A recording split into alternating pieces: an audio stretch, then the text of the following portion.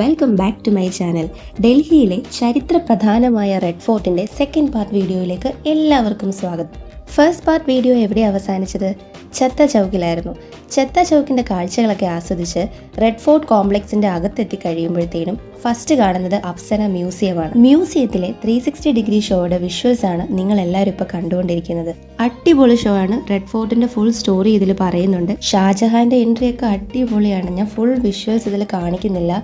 Red ഫോർട്ടിൽ പോവുകയാണെന്നുണ്ടെങ്കിൽ ഉറപ്പായിട്ടും must watch ആയിട്ടുള്ള ഒരു 360 ഡിഗ്രി ഷോ ആണ് കേട്ടോ. 360 degree show plus Apsara museum വിസിറ്റിന് 200 റുപ്പീസാണ് ടിക്കറ്റ് ചാർജ് വരുന്നത്. മ്യൂസിയം മാത്രമാണ് എക്സ്പ്ലോർ ചെയ്യുന്നതെങ്കിൽ 100 റുപ്പീസാണ് ടിക്കറ്റ് ചാർജ് വരുന്നത്. മ്യൂസിയത്തിലെ ഓരോ റൂംസും വളരെ വെറൈറ്റി ആയിട്ടുള്ള രീതിയിലാണ് സെറ്റ് ചെയ്തിരിക്കുന്നത്. ഒരു റൂമിൽ റെഡ് ഫോർട്ടിന്റെ സ്റ്റോറി ആണെങ്കിൽ മറ്റൊരു റൂമിൽ റെഡ് ഫോർട്ടിന്റെ കൺസ്ട്രക്ഷൻ ആണ് നമുക്കിങ്ങനെ വീഡിയോയിൽ കാണാൻ പറ്റും. വെറുതെ മ്യൂസിയത്തിലെ കുറെ കാഴ്ചകൾ കണ്ടു പോവുക മാത്രമല്ല, വിസിറ്റേഴ്സിനെ എല്ലാവരെയും കുട്ടികളെ ഉൾപ്പെടെ വളരെ എഡ്യൂക്കേറ്റിംഗ് എൻഗേജിംഗ് ആയിട്ടുള്ള രീതിയിലാണ് ഈ ഒരു മ്യൂസിയം സെറ്റ് ചെയ്തിരിക്കുന്നത്.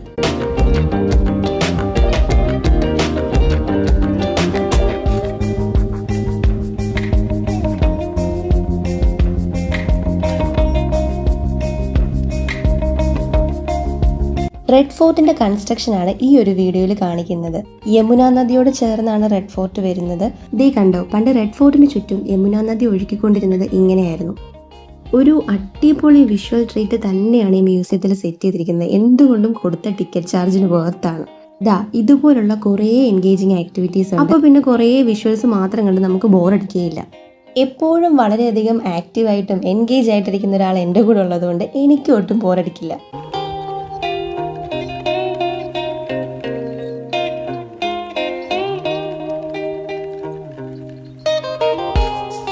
ഇത് ഛത്ത ചൗക്കിന്റെ ചെറിയൊരു മോഡൽ സെറ്റ് ചെയ്തിരിക്കുന്നതാണ് മ്യൂസിയത്തിനുള്ളിൽ. ഛത്ത ചൗക്കിൽ പണ്ട് സെയിൽ ചെയ്തുകൊണ്ടിരുന്ന വളരെ എക്സ്പെൻസീവ് ആയിട്ടുള്ള കുറച്ച് ഐറ്റംസ് ഒക്കെയാണ് ഇവിടെ സെറ്റ് ചെയ്തിരിക്കുന്നത്.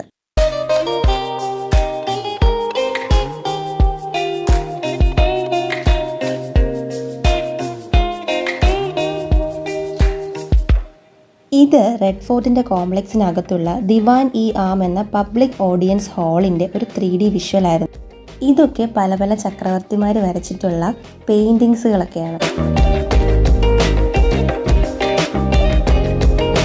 ഇനിയാണ് സ്പെഷ്യൽ ആയിട്ടുള്ളൊരു സംഭവം നിങ്ങളെ ഞാൻ കാണിക്കാൻ പോവാണ്. ഡ്രസ്സിന്റെ പാറ്റേണും ഇതിന്റെ ഭംഗിയും ഒന്നും വീഡിയോയിൽ പതിഞ്ഞിട്ടില്ല കേട്ടോ. സത്യം പറഞ്ഞാൽ ഇതല്ല, ഇത് നേരിട്ട് കാണണം. ഈ ഒരു വിഷ്വൽ എഫക്റ്റ് ഉണ്ടല്ലോ, അതിപ്പോഴും എൻ്റെ മനസ്സിൽ നിന്ന് പോയിട്ടില്ല. ഞാൻ ഈ ഡ്രസ്സ് കണ്ടിങ്ങനെ സ്റ്റക്കായി നിൽക്കുകയായിരുന്നു. ഇതിൽ പാറ്റേൺ കണ്ടോ, ചന്ദ്രക്കല പോലുള്ള പാറ്റേൺ. സിമ്പിളാണ്, പക്ഷേ എന്ത് ഭംഗിയാണെന്നറിയോ. ഭയങ്കര സ്റ്റണ്ണിങ് ആയിട്ടുള്ളൊരു ഡ്രസ്സാണ്. ഈ വീഡിയോയിൽ ഒട്ടും തന്നെ അതിൻ്റെ ഭംഗി പതിഞ്ഞിട്ടില്ല എന്ന് തന്നെ ഞാൻ പറയും. ഞാനിങ്ങനെ ഫുൾ സ്റ്റക്കായി നിൽക്കുമായിരുന്നു. വാക്കുകൾ കൊണ്ട് അതിൻ്റെ ഭംഗി നമുക്ക് എക്സ്പ്രസ് ചെയ്യാൻ പറ്റില്ല. ഈ ഒരു റൂമിൽ വാറുമായിട്ട് ബന്ധപ്പെട്ടുള്ള പിക്ചേഴ്സ് ഒക്കെയാണ്. പിന്നെ ഇൻഡിപെൻഡൻസ് ഡേയുടെ ഒരു പോസ്റ്ററും കൊടുത്തിട്ടുണ്ട്. നെക്സ്റ്റ് റൂം വന്നിട്ട് ഫുൾ ഗ്ലാസ് റൂമാണ്. ഗ്ലാസ് റൂമിൽ അശോക ചക്രത്തിന്റെ പ്രതിബിംബമാണ് ഈ കാണുന്നത്.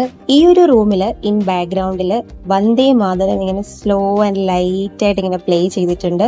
അതുകൊണ്ട് തന്നെ ഒരു പ്രത്യേക ഫീലാണ് ആ റൂമിൽ നിൽക്കാൻ വേണ്ടിയിട്ട്. മ്യൂസിയത്തിലെ കാഴ്ചകളൊക്കെ കണ്ട് പുറത്തിറങ്ങി കഴിഞ്ഞാൽ നമ്മൾ ഫസ്റ്റ് കാണുന്നത് നോബത് ഖാനയാണ്. ഈ ഒരു വൈറ്റ് പെയിന്റിംഗ് ചെയ്തിരിക്കുന്നതാണ് നോബത് ഖാന. ഷാജഹാൻ ചക്രവർത്തിയുടെ ഭരണകാലത്ത് ഇവിടെയാണ് മ്യൂസിക് പെർഫോമൻസ് ഒക്കെ ഒരു ഷെഡ്യൂൾഡ് ടൈമിൽ റെഡ് ഫോർട്ടിനുള്ളിൽ നടന്നുകൊണ്ടിരുന്നത്. ഇവിടെ ഓരോ ബിൽഡിങ്സിന്റെയും സ്ട്രക്ചേഴ്സിന്റെയും ആർക്കിടെക്ചറൽ ഭംഗി അത് എത്ര കണ്ടു നിന്നാലും മതി വരില്ല. ഇത് നോബത് ഖാനയുടെ പിൻഭാഗമാണ്.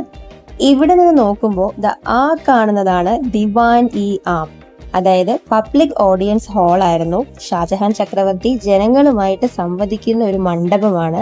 ലീഗലായിട്ടുള്ള കാര്യങ്ങളും ടാക്സ് ആക്ഷൻ റിലേറ്റഡ് ആയിട്ടുള്ള ഇഷ്യൂസും ഒക്കെ ഡീൽ ചെയ്തിരുന്നത് ഈ ഒരു മണ്ഡപത്തിൽ വെച്ചാണ് എന്നാണ് പറയപ്പെടുന്നത്.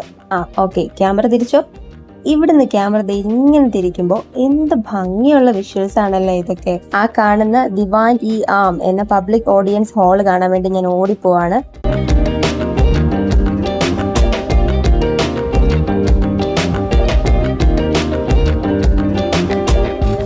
ഈ ഒരു പബ്ലിക് ഓഡിയൻസ് ഹാളിന്റെ സെന്ററിലായിട്ട് ചക്രവർത്തിയുടെ ഇരിപ്പിടമുണ്ട്. ആ കാണുന്നതാണ് ചക്രവർത്തിയുടെ ഇരിപ്പിടം. ഞാന് ചിലപ്പോ ചില കാര്യങ്ങളൊക്കെ ഇങ്ങനെ വിഷ്വലൈസ് ചെയ്യാറുണ്ട്. അപ്പൊ ആ പബ്ലിക് ഓഡിയൻസ് ഹാളിൽ ഇരുന്നപ്പോൾ ഷാജഹാൻ ചക്രവർത്തി അവിടെ വന്നിരിക്കുന്നതും ചുറ്റും ഒരുപാട് ജനങ്ങളുമായിട്ട് സംവദിക്കുന്നതും ഒക്കെ ഞാൻ അവിടെ നിന്ന് ഇങ്ങനെ വിഷ്വലൈസ് ചെയ്തു.